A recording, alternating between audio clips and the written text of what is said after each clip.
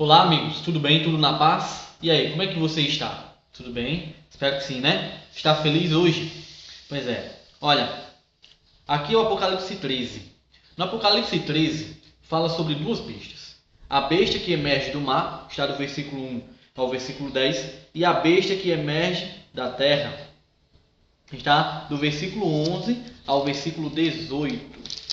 Tá certo? E nós vamos falar, claro, não vai dar para falar tudo, né? Mas vamos falar os pontos principais de cada uma dessas bestas, tá certo? O que é que simboliza besta? Besta é um animal. De acordo com Daniel, capítulo 7, os versículos 23 e versículo 17 também, você vai ver que animal na Bíblia, na profecia, simboliza reino. Então aqui nós temos dois reinos ou dois poderes. Tá certo? Dois reinos ou dois poderes. Isso de acordo com Daniel capítulo 7, verso 17 e 23. Tá bom? Você pode conferir lá depois. Mas vamos ler? Aqui diz assim, ó. Vi emergir do mar uma besta, ou seja, um reino, que tinha 10 chifres e 7 cabeças, e sobre os chifres 10 diademas, e sobre as cabeças nomes de blasfêmias. Ó, aqui diz que essa besta emergiu do mar. De acordo com o próprio Apocalipse, no capítulo 17, versículo 15... lá diz que, né, como aqui diz mar, mar quer dizer água. Lá diz que água significa, simboliza povos, nações e multidões. Nações e línguas, tá certo? Então aqui a besta emergiu do mar, ou seja, de um grande povo ali, né? De um grande povo. Mas vamos lá, vamos continuar. Diz assim que a besta, ela emergiu do mar e que tinha 10 chifres e 7 cabeças, e sobre os chifres 10 diademas, e sobre as cabeças nomes de blasfêmias.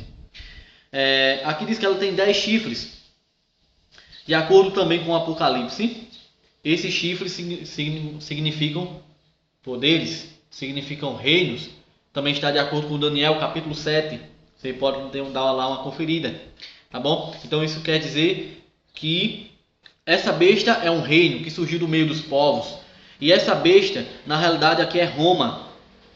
Roma imperial. E depois diz assim, ó, que ela tinha 10 chifres e 7 cabeças. Por que os 10 chifres? Porque ela foi atacada pelas tribos bárbaras no ano 480 e alguma coisa, né, depois de Cristo.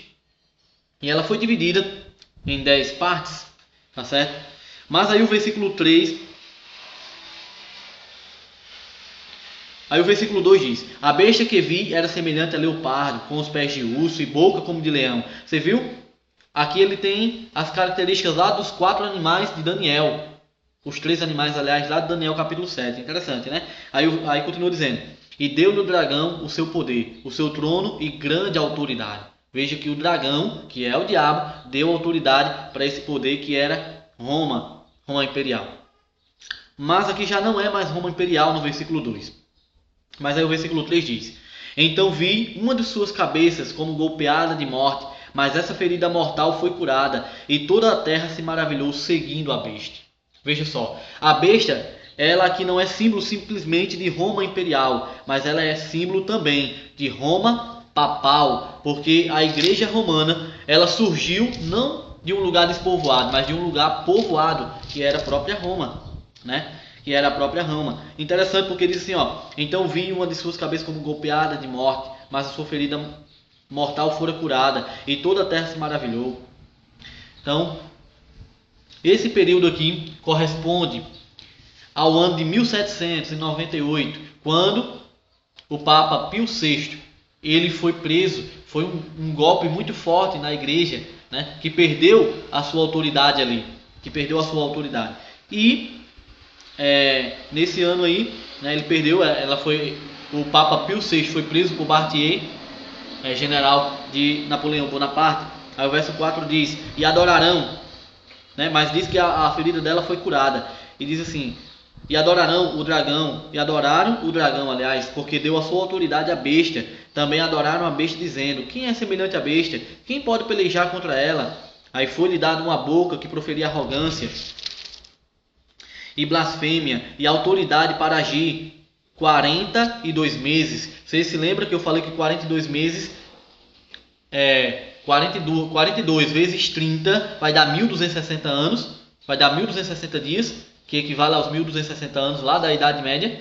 quando a igreja, né, o Papa, né, teve a supremacia papal? Pois é. Então aqui é o mesmo poder, tá certo? Não sou eu que estou inventando, tá bom? É a própria história que mostra para nós que aconteceu dessa maneira e a Bíblia mostra assim também para a gente, tá bom? Que nós possamos a cada dia, a cada momento estudarmos mais a Bíblia. E é interessante porque, né, ele agiu aqui durante 42 meses. Aí diz, né, que foi lhe dado uma boca que proferia arrogância e blasfêmia. Meu amigo, que blasfêmia maior nós podemos encontrar quando o homem diz assim: ah, pode vir a mim, confesse o seu pecado e eu vou te perdoar. Como é que não posso dizer que é arrogância e que é blasfêmia uma pessoa, um ser humano, se considerar o substituto de Deus aqui na terra? Meu amigo, não podemos assim aceitar. Teve o Papa Pio VII, se eu não me engano, ou Pio VIII, ele se declarou ser o próprio Cristo aqui, entendeu? Você pode pesquisar isso na internet, né? Ele se considerou: não, nós estamos no lugar de Deus. E a igreja depois mudou alguns mandamentos. Por exemplo, o segundo mandamento que está na lei de Deus, que diz que não devemos adorar a imagem, a igreja tirou. A igreja romana tirou. Por que autoridade? Pela sua própria autoridade, está isso nos livros dela, entendeu? E não pela autoridade da Bíblia. Mudou também o quarto mandamento, que manda observar o sábado, e aí colocou o domingo em seu lugar. E hoje, infelizmente, a maioria dos cristãos seguem essa doutrina deturpada pela igreja romana, pelo catecismo romano. Meu amigo, minha amiga, vamos estudar a Bíblia. Continua dizendo aqui, o verso 7 diz: foi-lhe dado também que pelejasse contra os santos e os vencesse. Isso foi na Idade Média. Deu-se-lhe autoridade ainda sobre cada tribo, povo, língua e nação. A maioria das pessoas foram catequizadas, mas não por estudo da Bíblia, mas pela força. Isso aconteceu conosco aqui, embora sejamos hoje um país laico, né? E adorá-la-ão todos os que habitam sobre a terra, aqueles cujos nomes não foram escritos no livro da vida do Cordeiro, que foi morto desde a fundação do mundo. Meu amigo, todos aqueles que adorarem essa primeira besta que emerge do mar, que simboliza Roma imperial e também Roma papal, serão todos aqueles que não têm o nome escrito no livro da vida do Cordeiro, ou seja, não irão para o céu. Meu amigo, minha amiga, esse negócio é muito sério. Mas eu gostaria de continuar aqui lendo o versículo 11. Diz assim: vi ainda outra besta, como você sabe, besta é reino, emergir da terra, possuía 2 chifres, parecendo cordeiro, mas falava como dragão. É interessante porque os Estados Unidos, ele se parece muito com essa característica aqui, porque diz assim, vi uma besta, né, emergiu um reino da terra. Se o primeiro emergiu do mar, onde tinha muita gente, esse aqui veio de um lugar despovoado, porque veio da terra. E os Estados Unidos veio justamente após 1798, depois da supremacia papal, e veio também justamente de um lugar aonde não tinha muita gente. Meu amigo aqui continua dizendo assim, que possuía 2 chifres e parecia como cordeiro, mas falava como dragão. Sabe por que eles pareciam como cordeiro? Porque no início, quando eles foram para os Estados Unidos, os colonizadores, eles foram para que eles pudessem ser livres e pudessem estudar a Bíblia. E eles disseram assim: olha, cada um dê conta de sua fé, ninguém vai se intrometer. E permaneceram assim por muito tempo. Então foi como cordeiro. Mas depois eles começaram. Agora, se você olhar para o parlamento dos Estados Unidos, hoje existem mais católicos do que propriamente cristãos, protestantes. Tá entendendo? Então é isso que a Bíblia está falando aqui. Eles no início eram todo mundo unidos, mesmo com ideias diferentes com relação à religião, à sua crença. Mas hoje já não é assim. E vai chegar o momento em que eles vão lançar um decreto, e o chamado decreto dominical. É aí que eles vão fazer a imagem da segunda besta, que diz aqui no verso 13. Né? No verso 13. Mas eu gostaria de ainda dizer para você, que diz assim: possuía 2 chifres. Por que 2 chifres? Porque era justamente o poder civil e o poder religioso, um distanciado completamente do outro, um não influenciava o outro. É assim que a Bíblia fala. Mas eu gostaria de de falar um pouquinho com relação aqui ao versículo 15, que diz assim, ó: E lhe foi dado comunicar fôlego à imagem da besta, para que não só a imagem falasse, como ainda fizesse morrer quantos não adorassem a imagem da besta, da primeira besta, todos os pequenos, os grandes, os ricos e os pequenos, os livres e os escravos.